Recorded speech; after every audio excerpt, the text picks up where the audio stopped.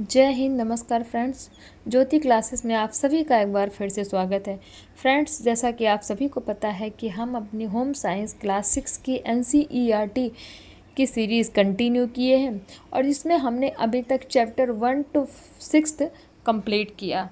तो friends, chapter 1 to 6 अच्छे से हमने एक्सप्लेन किया और उसको कंप्लीट किया। तो फ्रेंड्स, अगर आप सभी से रिक्वेस्ट है, अगर अभी तक आपने हमारी चैप्टर 1 to 6 की वीडियोस नहीं देखी हो तो पहले प्लेलिस्ट में जाइए और चैप्टर 1 to 6 की वीडियो अच्छे से देखिए। उसमें बहुत ही अच्छे से मैंने इन चैप्टरों को एक्सप्लेन किया है। तो फ्रेंड्स, चलिए बिना टाइम वेस्ट किए शुरू करते हैं आज की क्लास। फ्रेंड्स, आज की क्लास में हम चैप्टर 6 की स्मरणीय तथ्य करेंगे, यानी कि इस पूरे चैप्टर का कंक्लूज़न क्या निकला उस पर ध्यान देंगे और करेंगे प्रश्नावली। तो फ्रेंड्स, स्मरणीय तथ्य और प्रश्नावली करने से पहले एक बार हमेशा की तरह हमने प्रीवियस क्लास में क्या किया है उस पर एक क्विक रिवीजन ले लेते हैं, क्योंकि revision is the most important part of our study, you know that ना। तो चलिए फ्रेंड्स, फटाफट एक क्विक रिवीजन लेते हैं, देन स्टार्ट करते हैं आज का टॉपिक। ये देखिए फ्रेंड्स, हमारा चैप्टर 6 जो हमने पढ़ा था संतुलित आहार यानी कि बैलेंस डाइट, बहुत ही छोटा और बहुत ही इंटरेस्टिंग चैप्टर है और बहुत ही इम्पॉर्टेंट है फ्रेंड्स। TGT PGT के एग्ज़ाम में इससे बहुत ही क्वेश्चंस बनते हैं। तो इसमें हमने पढ़ा था फ्रेंड्स, संतुलित आहार का अर्थ, स्वस्थ जीवन के लिए संतुलित आहार क्यों आवश्यक है। फिर उसमें हमने पढ़ा था कि उससे हमें ऊर्जा मिलती है, शरीर के निर्माण में सहायक होता है, शरीर को रोग मुक्त रखने में सहायक है। कौन? संतुलित आहार। फिर हमने देखा था संतुलित आहार एवं पोषण संबंधी कुछ विशेषताएं, यानी कि संतुलित आहार और उसके पोषण संबंधी कुछ विशेषताएं क्या क्या हैं फ्रेंड्स, वो हमने देखा था। ये हमने कवर किया था चैप्टर 6 में। आई होप आपका रिवीजन अच्छे से हो गया होगा। तो चलिए फ्रेंड्स, कवर करते हैं आज का टॉपिक जो है चैप्टर 6 का स्मरणीय तथ्य। इसमें फर्स्ट पॉइंट है, किसी व्यक्ति का भोजन करने का उद्देश्य उसका शारीरिक अथवा मानसिक क्रियाओं के करने से उत्पन्न भूख को शांत करने का होता है। यानी कि फ्रेंड्स, हम जब भी भोजन करते हैं तो जो भी हम शारीरिक अथवा मानसिक क्रिया करते हैं उससे उत्पन्न हमें भूख लगती है। यानी कि जब हम कोई भी शारीरिक और मानसिक क्रिया करते हैं तो उस क्रिया को करने के बाद हमें भूख लगती है, तो उसके बाद हम भोजन करते हैं। नेक्स्ट पॉइंट है, शरीर को ऊर्जा प्रदान करने के लिए एवं उचित वृद्धि एवं विकास के लिए भी उचित आहार की आवश्यकता होती है। यानी कि उचित आहार की आवश्यकता में बैलेंस डाइट की आवश्यकता क्यों पड़ती है? जिससे शरीर को ऊर्जा प्रदान की जाए और उचित वृद्धि एवं विकास के लिए भी ज़रूरी है। नेक्स्ट था फ्रेंड्स, भोजन शीघ्र पचने वाला होना चाहिए, यानी कि हमें ऐसा भोजन करना चाहिए जो कि आसानी से और शीघ्रता से पच जाए। नेक्स्ट था, भोजन सदैव ताज़ा होना चाहिए। फ्रेंड्स, हमने पढ़ा था कि हमें कभी भी बासी भोजन नहीं करना चाहिए। बासी मतलब यानी कि सुबह बना दिया उसको शाम को खा लिया, शाम को बना दिया फिर उसको सुबह खा लिया। कई लोग तो ऐसे होते फ्रेंड्स कि वो कोई चीज़ बना के रख देते हैं और 2-2 दिन तक फ्रिज में स्टोर करके रखते हैं और उसको खाते रहते हैं, जो कि हमारे हेल्थ के लिए बहुत ही ज़्यादा नुकसानदायक है। नेक्स्ट है फ्रेंड्स, हमें अधिक तला भुना भोजन नहीं करना चाहिए। हमें जो भी भोजन लेना चाहिए वो सादा होना चाहिए, ज़्यादा तला भुना भोजन हमें नहीं करना चाहिए। फ्रेंड्स, आई होप आपको स्मरणीय तथ्य अच्छे से माइंड में फीड हो गए होंगे और ये चैप्टर बहुत ही अच्छे से आपको क्लियर हुआ होगा। इसमें कोई भी डाउट अगर हो तो आप बता सकते हैं। चलिए फ्रेंड्स, फटाफट अब डालते हैं हम इसकी प्रश्नावली पर नज़र। सही विकल्प पर सही का चिन्ह लगाइए। स्कर्वी रोग कमी में उत्पन्न होता है, यानी कि स्कर्वी रोग किस चीज़ की कमी में उत्पन्न होता है? विटामिन डी की, विटामिन ई की, विटामिन सी की या फिर विटामिन ए की? तो किसकी कमी में उत्पन्न होता है? विटामिन सी की। ये देखिए फ्रेंड्स, हमारे सारे क्वेश्चन के आंसर हमारे बुक में ही होते हैं, इसीलिए मैं आपसे बार बार कहती हूँ कि आप कुछ मत करिए, किसी भी एग्ज़ाम को क्रैक करने के लिए उसके सिलेबस को अच्छे से पढ़ डालिए, तो आपको कहीं भी कोई भी तैयारी करने की ज़रूरत नहीं पड़ेगी। ये देखिए, हमारे बुक में ही लिखा है विटामिन सी की कमी से कौन सा रोग होता है? स्कर्वी रोग होता है। तो ये था फ्रेंड्स नंबर 1। अब नंबर 2 पे चलते हैं। विटामिन डी की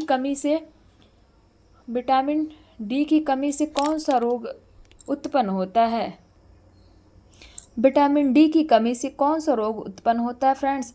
तो रिकेट्स, रतौंधी, बेरी स्कर्वी। विटामिन डी की कमी से फ्रेंड्स कौन सा रोग उत्पन्न होता है? तो विटामिन डी की कमी से फ्रेंड्स होता है रिकेट्स।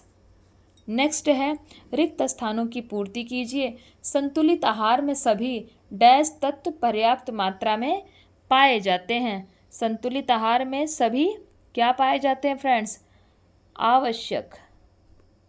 संतुलित आहार में सभी आवश्यक तत्व पर्याप्त मात्रा में पाए जाते हैं, यानी कि विद्यमान होते हैं। संतुलित आहार में हमें पर्याप्त क्या प्राप्त होती है फ्रेंड्स? संतुलित आहार में हमें पर्याप्त ऊर्जा प्राप्त होती है। हमने पढ़ा था संतुलित आहार ग्रहण न करने से शरीर में क्या हो जाता है फ्रेंड्स? संतुलित आहार ग्रहण न करने से शरीर में क्या हो जाता है? रोग उत्पन्न हो जाते हैं। शरीर में रोग उत्पन्न हो जाते हैं। भोजन सदैव कैसा होना चाहिए फ्रेंड्स? भोजन सदैव कैसा होना चाहिए? ताज़ा होना चाहिए। भोजन कैसा होना चाहिए? ताज़ा होना चाहिए फ्रेंड्स। तो ये थे हमारे रिक्त स्थानों की पूर्ति। तो संतुलित आहार में सभी क्या पाए जाते हैं फ्रेंड्स? आवश्यक तत्व पाए जाते हैं। फिर नेक्स्ट था फ्रेंड्स, संतुलित आहार में हमें पर्याप्त क्या प्राप्त होती है? ऊर्जा प्राप्त होती है। संतुलित आहार ग्रहण न करने से शरीर में क्या उत्पन्न होते हैं? रोग। फिर भोजन सदैव कैसा होना चाहिए? ताज़ा ही होना चाहिए, यानी कि ताज़ा ही ग्रहण करना चाहिए। कभी भी हमें बासी भोजन नहीं खाना चाहिए। नेक्स्ट करते हैं फ्रेंड्स, सही वाक्य के सामने सही तथा गलत के सामने गलत का चिन्ह लगाएं। ये है, जीवन में स्वस्थ रहने के लिए संतुलित आहार अत्यंत आवश्यक है। ये सही है कि गलत? ये स्टेटमेंट क्या है? सही है फ्रेंड। संतुलित आहार स्वास्थ्य के लिए हानिकारक होता है। नहीं, ये स्टेटमेंट क्या है? रॉन्ग है। यानी कि संतुलित आहार क्या होता है फ्रेंड्स? स्वास्थ्य के लिए लाभदायक होता है, हानिकारक नहीं होता। संतुलित आहार में हमें पर्याप्त मात्रा में ऊर्जा मिलती है। ये स्टेटमेंट क्या है फ्रेंड्स? ये स्टेटमेंट सही है। यानी कि संतुलित आहार में हमें जितनी चाहिए उतनी ही मात्रा में, यानी कि पर्याप्त मात्रा में ऊर्जा मिलती है। विटामिन बी की कमी में हमारी हड्डियां कमज़ोर हो जाती हैं। तो ये स्टेटमेंट क्या है फ्रेंड्स? ये स्टेटमेंट गलत है। यानी कि विटामिन बी में हमारी हड्डियां कमज़ोर नहीं होती। हमारी हड्डियां किससे कमज़ोर होती हैं? विटामिन डी की कमी से कमज़ोर होती हैं, ना कि विटामिन बी में। तो फ्रेंड्स, ये था चैप्टर 6 का प्रश्नावली। आई होप आपको समझ में आया होगा। और इसके आगे कुछ क्वेश्चन से आप देख सकते हैं, अति लघु उत्तरीय प्रश्न, लघु उत्तरीय प्रश्न और दीर्घ उत्तरीय प्रश्न। ये आप चाहें तो एक बार अपने आप से करने की कोशिश करें, और अगर आपसे नहीं होता है फ्रेंड्स तो प्लीज़ मुझे कमेंट के माध्यम से बताएं। मैं इनके आंसर आपको प्रोवाइड कराऊंगी। आप सभी को पता है कि मैं इन क्वेश्चन के आंसर इसलिए नहीं करवाती क्योंकि वीडियो बहुत लॉन्ग हो जाएगी, जिससे कि आपका मन भी नहीं लगेगा और आप बोर होने लगोगे। तो फ्रेंड्स, फिर भी अगर आपको चाहिए इन क्वेश्चन के आंसर तो प्लीज़ कमेंट में, मैं ज़रूर ही आपको ये इसके आंसर प्रोवाइड कराऊंगी। तो आई होप फ्रेंड्स, ये चैप्टर आपको समझ में आया होगा, इसकी प्रश्नावली समझ में आई होगी। बहुत ही छोटा सा चैप्टर था और बहुत ही इंटरेस्टिंग एंड इम्पॉर्टेंट चैप्टर था फ्रेंड्स। तो देखिए फ्रेंड्स, धीरे धीरे हमने अपने क्लास 6 की 6 चैप्टर कंप्लीट कर लिए, और आई होप 1 to 6 चैप्टर जो हमने किए हैं ये आपको अच्छे से समझ में आ गए होंगे कि हमने इसमें क्या क्या किया है और इनमें इम्पॉर्टेंट टॉपिक कौन कौन से हैं। फ्रेंड्स, मैं कोशिश करूँगी कि आपको एक एक दिन में 2-2, 3-3 वीडियो प्रोवाइड कराऊँ, जिससे कि फटाफट ये हमारा चैप्टर 6 का हमारा ये क्लास 6 का फिनिश हो। देन हम फ्रेंड्स क्लास 7 का करेंगे, क्योंकि हमें जो है क्लास 6 से लेकर के 12 तक की बुक कंप्लीट करनी है। और बुक करने के बाद फ्रेंड्स हमें क्या करना है, इनसे रिलेटेड जितने भी क्वेश्चन बनते हैं उनको आपको सॉल्व कराना है। फिर फ्रेंड्स हमने होम साइंस की आपको बता रखा है 5 ब्रांचेस होती हैं। देन हम उन ब्रांचेस को आपको कवर अप कराएंगे। देन हम आपके जितने भी टीजीटी पीजीटी नेट के जितने भी क्वेश्चंस पेपर आते हैं वो हम सॉल्व कराएंगे। फ्रेंड्स आप देखिएगा कि आपको किसी भी बैच की ज़रूरत नहीं पड़ेगी अगर आप हमारे साथ जुड़े रहे।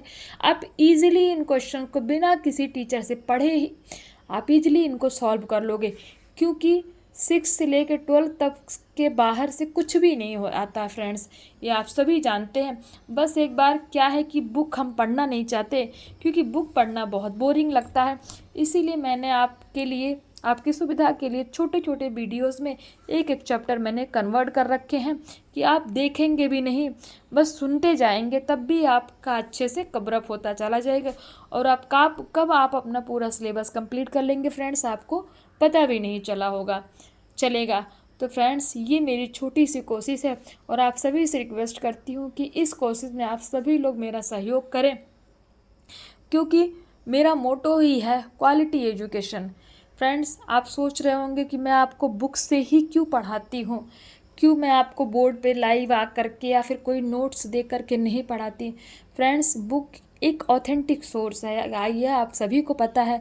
आप नेट पे खोजने जाएंगे तो आपको इससे रिलेटेड बहुत सारे टॉपिक मिलेंगे और बहुत सारी चीज़ें मिलेंगी। उसमें पता नहीं ऑथेंटिक भी है और लोग जोड़ के भी रखते हैं। तो फ्रेंड्स जब भी हमारा कोई भी क्वेश्चन पेपर बनता है हमारी बुक से ही रिलेटेड बनता है और उसी में से सब कुछ आता है, इसीलिए मैं आपको बुक से करा रही हूँ।